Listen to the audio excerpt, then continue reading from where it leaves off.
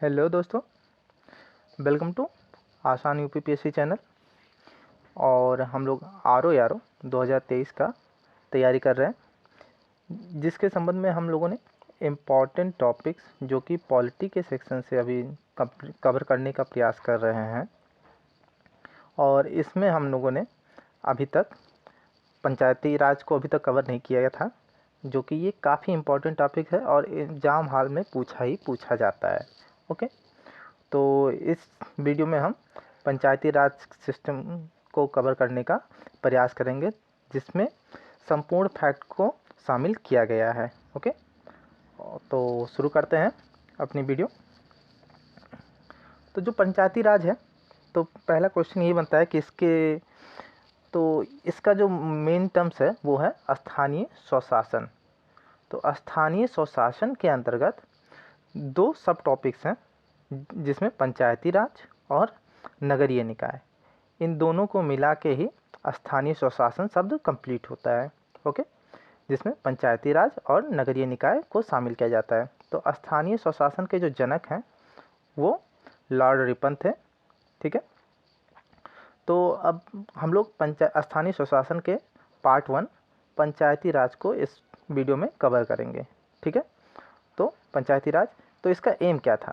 तो जो एम था इसका वो था शक्ति का विकेंद्रीकरण, जन सहभागिता और सामुदायिक विकास। मतलब सत्ता का विकेंद्रीकरण, यानी जो स्थानीय लेवल पे लोगों को सत्ता देना ताकि वो अपने विकास को स्वपूर्त कर सकें। ओके,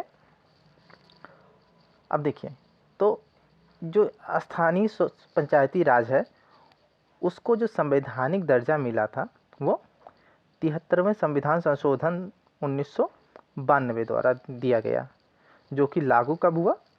24 अप्रैल 1993 को।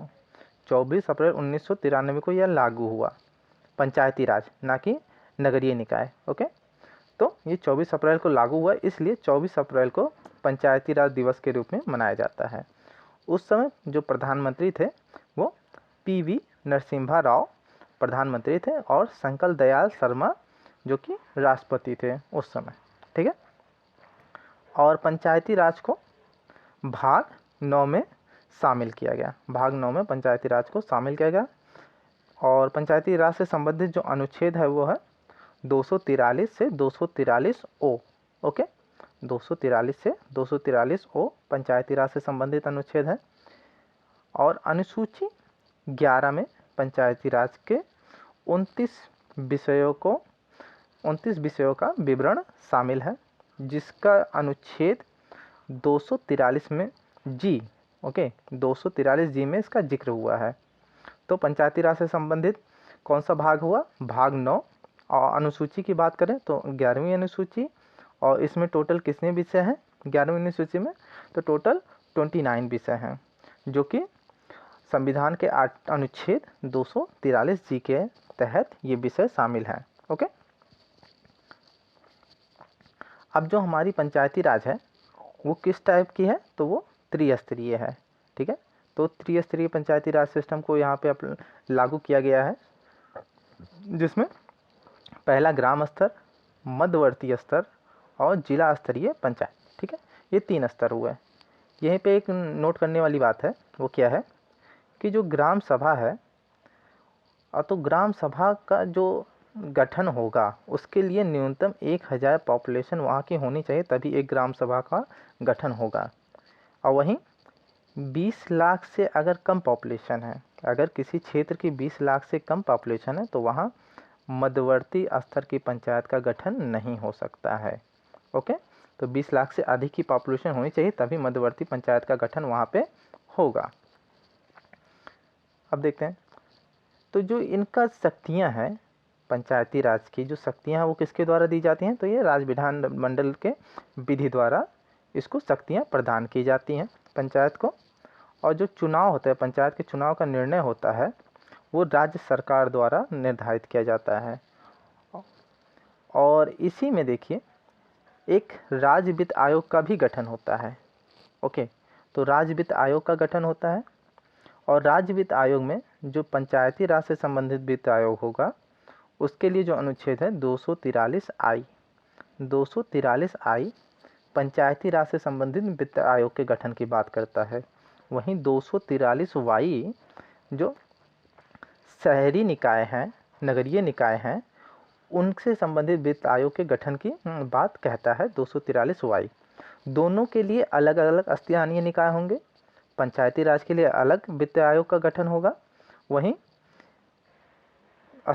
नगरीय निकाय के लिए एक अलग वित्त आयोग का गठन होगा। लेकिन ये नहीं है कि एक बार पंचायती राज के लिए वित्त आयोग का गठन हुआ, फिर दूसरी बार नगरीय निकाय के लिए वित्त आयोग का गठन हुआ, ऐसा नहीं होगा।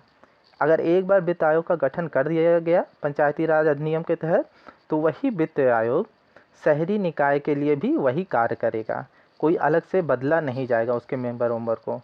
ओके, ये बात ध्यान रखिएगा। फिर हमारे संविधान के अनुच्छेद 40 जो कि डीपीएसपी का वो है, ओके, तो डायरेक्टिव प्रिंसिपल ऑफ डीपीएसपी में है, इसका प्रावधान किया गया है जिसमें ग्राम पंचायतों के गठन की बात की जाती है। ओके, अब पंचायती राज से संबंधित कुछ समितियां हैं जो कि इम्पोर्टेंट है और एग्जाम में पूछा जाता है। तो जो पहली समिति है बेहद इम्पोर्टेंट है, बलवंत राय मेहता समिति। बलवंत राय मेहता समिति, इसका गठन 1957 में हुआ था।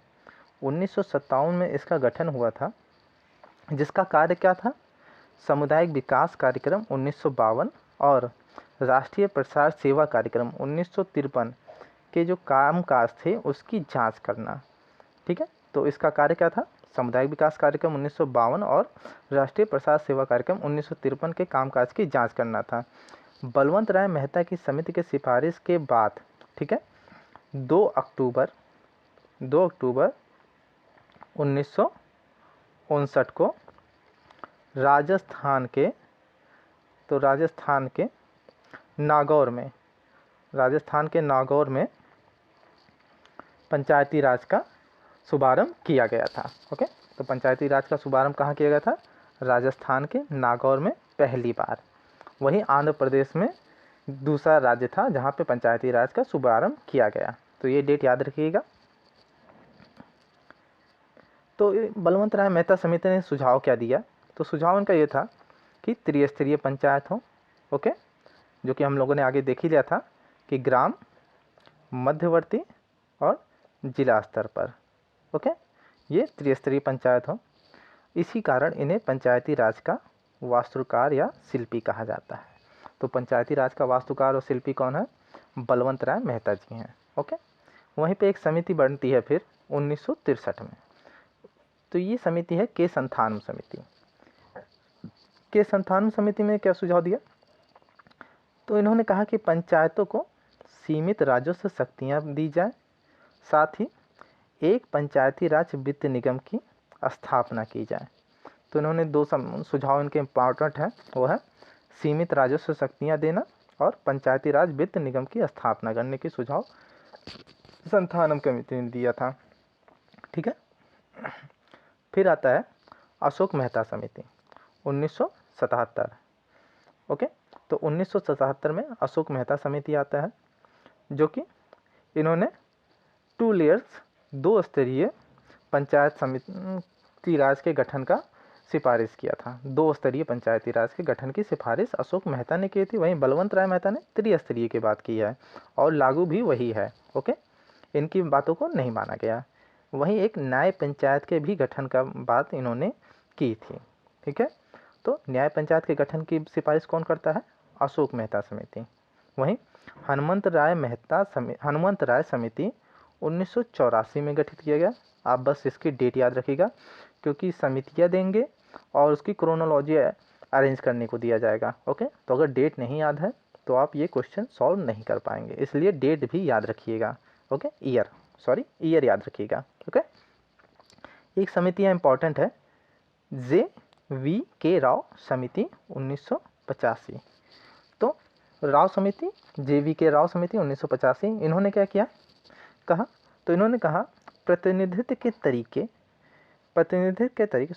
यहाँ पे रिपीट हो चुका है। तो प्रतिनिधित्व के तरीके में सुधार करने की बात की इन्होंने। मतलब इनका मानना था कि प्रतिनिधित्व के तरीके में सुधार करने का अर्थ था कि पंचायतों के चुनाव को नियमित किया जाए। पंचायतों के चुनाव को पंचायतों के चुनाव को नियमित करने की इन्होंने सिफारिश की थी। ठीक है, तो JV.K. राव समिति हो गई, हनुमंत राय समिति हो गई, अशोक मेहता और बलवंत राय मेहता समिति हो गई। ठीक है, 97 समिति भी हम लोगों ने पढ़ लिया। ओके, 97 समिति भी हम लोगों ने पढ़ लिया, जो कि 1963 में गठित हुई थी।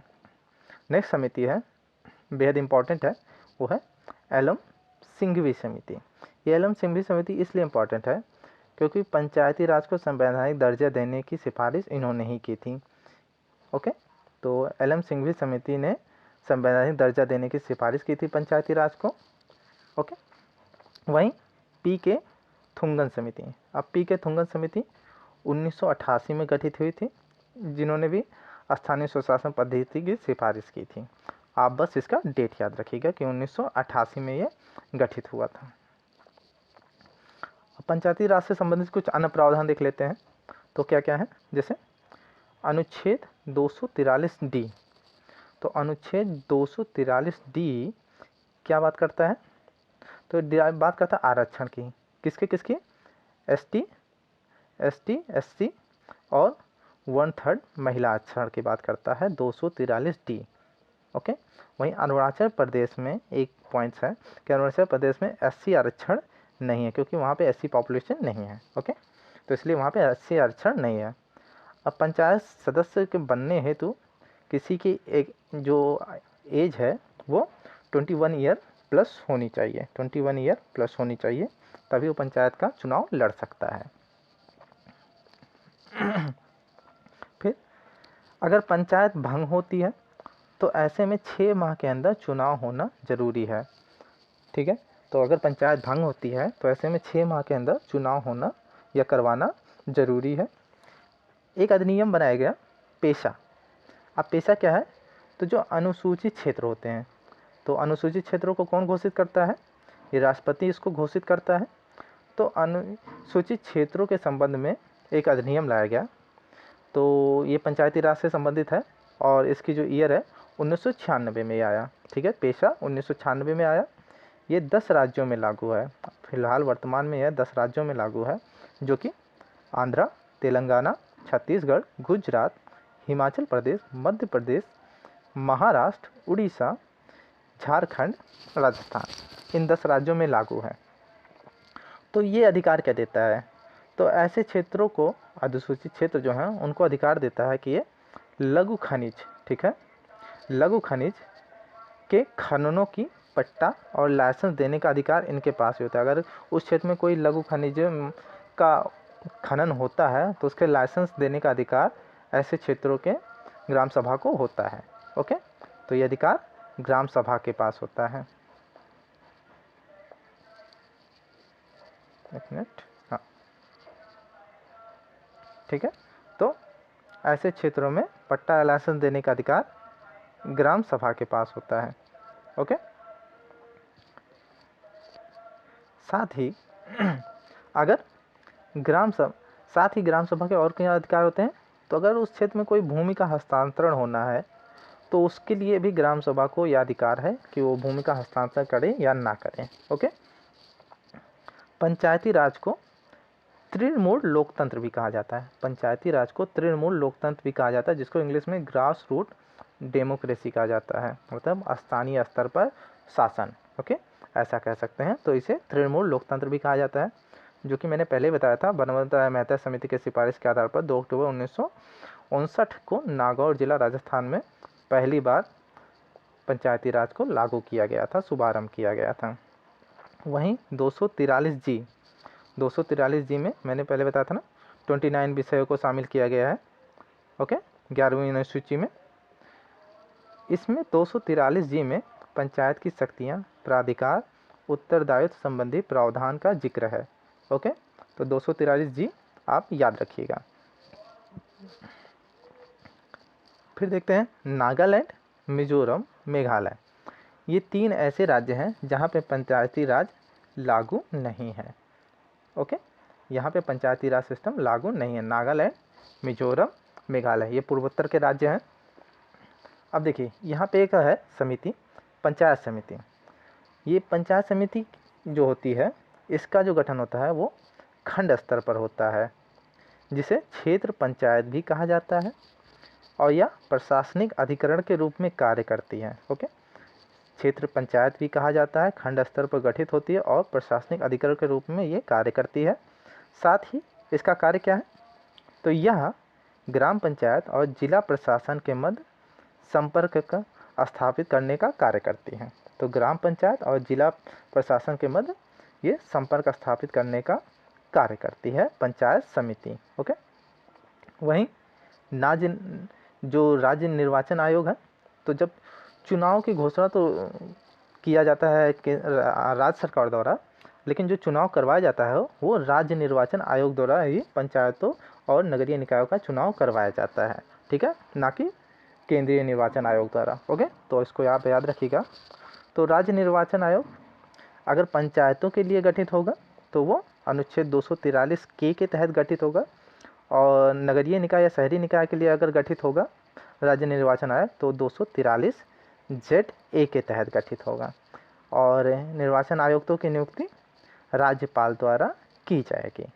ठीक है, तो निर्वाचन आयुक्तों की नियुक्ति राज्यपाल द्वारा की जाएगी। फिलहाल के लिए इस वीडियो में इतना ही है, और अगर वीडियो पसंद आता है तो प्लीज़ लाइक करना ना भूलें और चैनल को सब्सक्राइब करें, और ताकि जिससे आपको नई से नई वीडियो आपको जल्द से जल्द मिल जाए। तब तक के लिए मिलते हैं नेक्स्ट वीडियो में। थैंक यू, जय हिंद।